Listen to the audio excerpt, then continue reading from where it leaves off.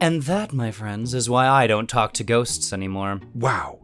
It's weird how your own father was a ghost even while he was still alive. Oh, well, he always said that if I donated to charity, he'd roll over in his grave, so... Well, I talked to a ghost once.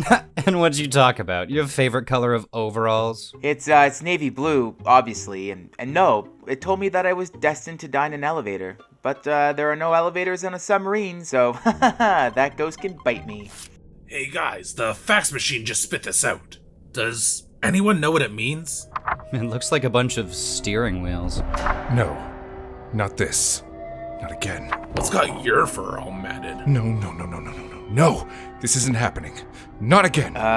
Isn't that just a fax? I didn't think anyone sent those anymore. You don't understand. It's not just a fax. It's our orders.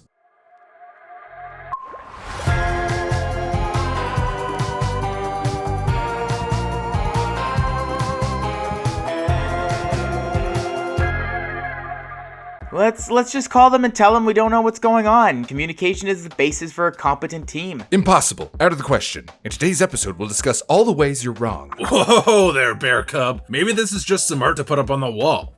Or maybe it's a new recipe. Communication isn't all just about words, but art too. I think that could be an eggplant. It looks nothing like an eggplant. I hate to say it, but why don't we just read the employee manual? In terms of communication, an instruction manual is the platonic ideal. 2 reasons. 1, that thing is 2,600 pages long, in fine print. And 2, this isn't something they prepare you for. This is a test.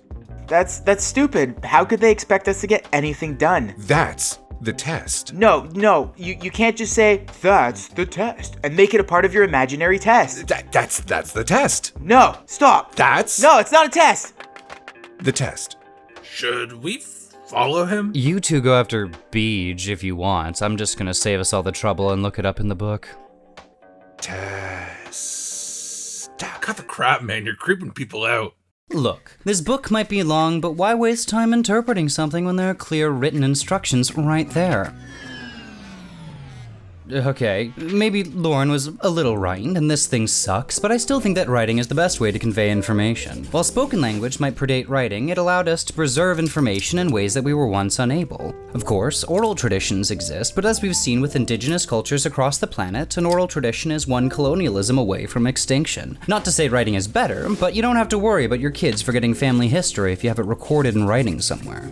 Written language is an incredible tool, but it's not infallible or immutable. Take English, for example. You might think that Shakespeare is Old English, but you'd be sorely mistaken. Old Billy was writing in early modern English. What's Old English, you ask? Well, try this on for size. That's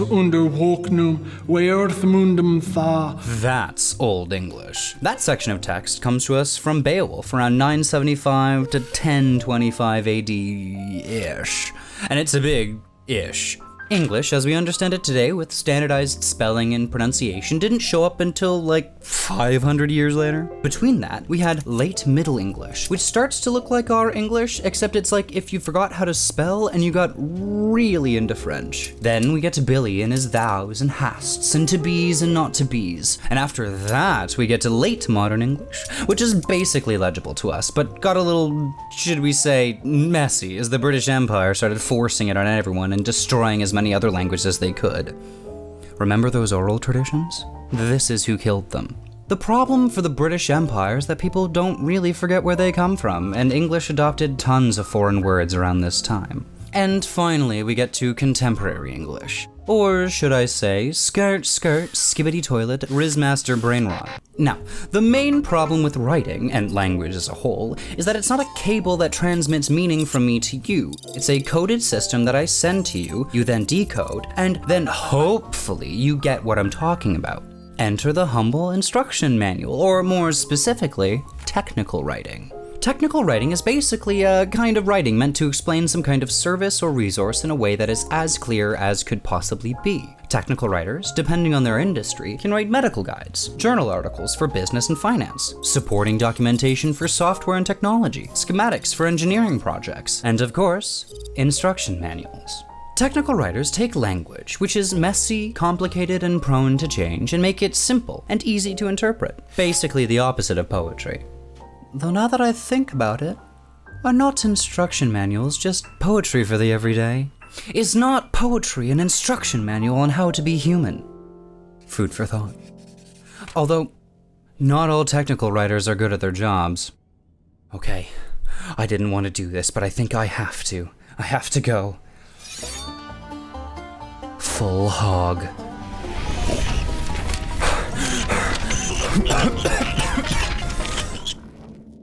I didn't retain any of that. Lorne thinks the message is some kind of code from our superiors, but what if it's not? What if it's not a message at all, but art? Victor Shklovsky said that art is a process of defamiliarization, describing things in ways that make us see them in a new light. In a way, then, cooking is the ultimate art. You take things and transform them into something that makes us unfamiliar with them. I guess art, in many ways, isn't necessarily the best way to communicate. If I wanted to give directions to hang out with someone, I wouldn't write them a poem or cook them dinner about it. I'd just tell them. In art, as well as in verbal communication, the intent of the message isn't really as important as the interpretation. I can mean whatever I want, but if I communicate unclearly, no one's gonna get it. Same with a recipe. Cooking is an art, but it still needs rules and grammar. In lots of ways, chefs are a lot like scientists. Think about the materials and methods section of a scientific paper. For an experiment to be good, it needs to be reproducible. Scientists need to be clear about how they conducted their experiments so that other scientists could redo their experiments and get the exact same results. Does that sound familiar? When a chef makes a recipe, they have to identify their ingredients and cooking steps so that anyone can remake the same dish. That's science right there. Chefs and scientists have a lot in common beyond having to write out instructions. The process of feeling out a new recipe and conducting a scientific experiment are quite similar. Both begin with a hypothesis, an expected goal, then take known ingredients and methods to produce that hypothesized result. For example, I want to make mushroom risotto, and I want to know if fruits, other than lemons, can be used as batteries. I take mushrooms, rice, broth, oil, and spices, and cook them at specific temperatures with the intent of producing a risotto. I hook up lemons, apples, limes, and strawberries to zinc and copper and connect them to a light bulb to see if any of them produce electricity. We're both using specific ingredients, and we're both using specific methods to achieve specific results. Scientific communication and artistic communication have more in common than meets the eye. Both are trying to get towards some kind of insight, truth, if you will. But what is truth? Yeah. If we don't know what truth is, then how can we know anything? How can we communicate anything? What is anything? Heavy man, you're my best friend. You're my best friend, brother. Do you smell something burning? I've gotta stop taking my meds without food. This is burnt. Burnt is a subjective state of being. What is burnt? What is truth, really? Well, the truth just so happens to be the thing that most people agree on, so... Your call is very important to us. That's a lie, and you know it! Herbie's screwed reading that long-ass garbage book. And Lorne seems... well... The wise man therefore always holds in these matters to the principles. something off about that guy. They can do whatever they want. You couldn't pay me to care any less than I already do, which is, not a lot. But, yeah, my last posting, whenever we needed help, we just called and got it. Work smarter, not harder. Losers. Well, I don't need to tell you that the telephone was a landmark invention. You most likely have one in your hand right now. Patented by Alexander Graham Bell on February 14th, 1876, the telephone has linked us in ways that our ancestors could never ever dream of. I can actually talk to anyone, anywhere, at any time, and actually every time I do, I do get anxiety. Bell's mother Eliza lost her hearing later in life, prompting him to develop a technique that would allow people with hearing impairments, specifically deaf children, to speak as if they were hearing. He called it visible speech, and he based it on phonetic representation of the English alphabet that his father, an allocutionist, basically an old-timey speech therapist, had made for his own work. Back in 1871, A.G. Bell was sent to the Boston School for Deaf Mutes to give some training to their instructors in elocution. The class was so successful that he repeated the course at multiple other institutions across New England. A year later, Bell shifted his focus to sound. Bing, bang, boom, telephone, and next thing he knows, he has a lot of money to burn. And what did he burn it on? The deaf. Wait, that can't be right. No, it is right. It's just, okay, let me say that again. He spent his money funding the Volta Bureau, now known as the Alexander Graham Bell Association for the Deaf and Hard of Hearing. I cannot stress this enough. He did not burn deaf people. Your call is very important to I us. swear to you, whoever is listening to this recording later for quality control assurances, I'm going to go absolutely postal if I have to listen to this song one more time. But Bell's legacy with the deaf and hard of hearing is coming under scrutiny. He was what we call an oralist. He even said to ask the value of speech is like asking the value of life. And it's like, okay dude, I get it, but relax a little bit. Like, words are made up. That idea was that if a deaf person can pass for hearing, they get all the privileges of a hearing person. Which doesn't really make sense, does it? I can read lips and say the word supercalifragilisticexpialidocious. Oh, whoa, now I'll be able to hear a car coming. The worst part was that oralist schools are actively anti-gesture based communication, like waving hello or pointing to something, and actually argued against deaf people marrying other deaf people because he didn't want to create a defective race of human beings. Whew, brother, that's a Costco-sized pallet of yikes right there. One of his first students, actually, Mabel Hubbard, later became his wife and actually succeeded quite well at integrating into hearing society. I guess he figured that if she could do it, anyone could. But Hubbard lost her hearing due to scarlet fever as a kid, so she already had a frame of reference to know what speech was supposed to be like. The reality is that not all deaf people can learn how to speak or lip read. Joan Weber, a researcher at the University of Alberta and Canada Research Chair in Deaf Education, said that what A.G. Bell did not understand or realize was that he hadn't met enough deaf people. Ain't that always the case? White boys with a name like Jeremy or something strolls in thinking he knows everyone better than they know themselves. Now transferring.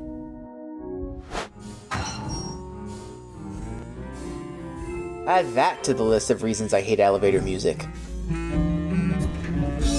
No, no, no, no! Please, no! Going down. A puzzle is only good if you have all the information you need to solve it. Likewise, a code is only useful if you have the key you need to break it. What do you think? You're not even taking this seriously. You were there last time. You remember what happened. Yeah, you're right. It's definitely not the fax machine's problem. That thing is cutting edge and infallible.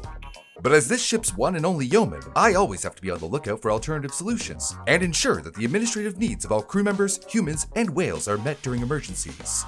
Doors open. Wait, turn the obstacle into the medium. Hey, you're made of code. Can you decode this? That's disappointing. Aza Raskin of the Earth Species Project, a nonprofit researching animal communication, uses AI to create word clouds that could show us how languages are related to each other. You can take languages like English and Spanish, overlap them, and see what words they have in common, and what words one language might have that the other does not. You can't do that? It's pretty neat, actually. Earth Species is trying to use AI to map animal sounds against human models to see if there's any similarities. We already have a sort of dictionary for elephants. For example, we know the word honeybee in elephantish, and we can observe specific behaviors when they hear that sound. Bees can fly into elephants' ears and trunks and sting them from the inside, so they get rightfully scared when they hear someone yelling, "Bee! Bee! Bee!" Do you have an AI dictionary for this code, maybe? No need to get upset, I'm just spitballing here. All language is just coded sounds, right? Are there methods of communication that don't use language? Yes, you're right! I forgot about chemical communication. Now, when I say that, you might be thinking about pheromones. You know, that special stink that lets the one you love know that you're ready to get funky? But there is actually little evidence to back up the claim that humans use pheromones. And it makes sense, right? If animals have a special chemical stink that says, "I'm ready to make a baby," Why wouldn't we? Unfortunately, the majority of research on this subject is scientifically weak. But that just means more research needs to be done. Not that pheromones in humans aren't real. Pheromones, however, aren't really communication as we think about it. It's not like I can lick this piece of paper and some chemical in the printer ink will send the message into my brain, right? No dice. Most chemical communication is just through sense, peer-to-peer communication if you will.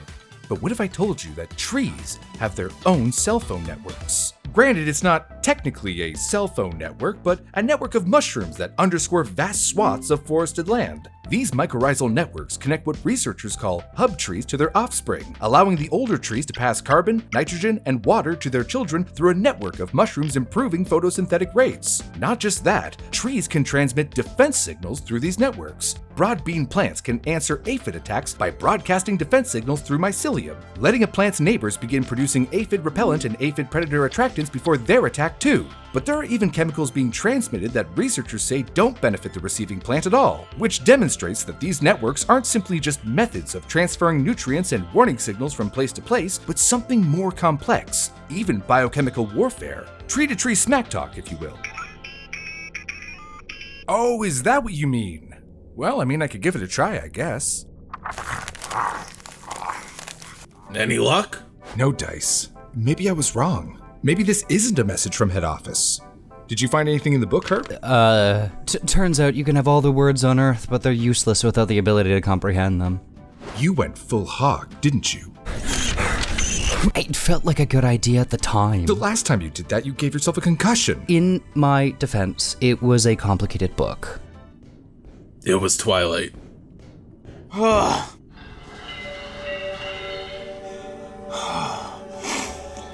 Okay.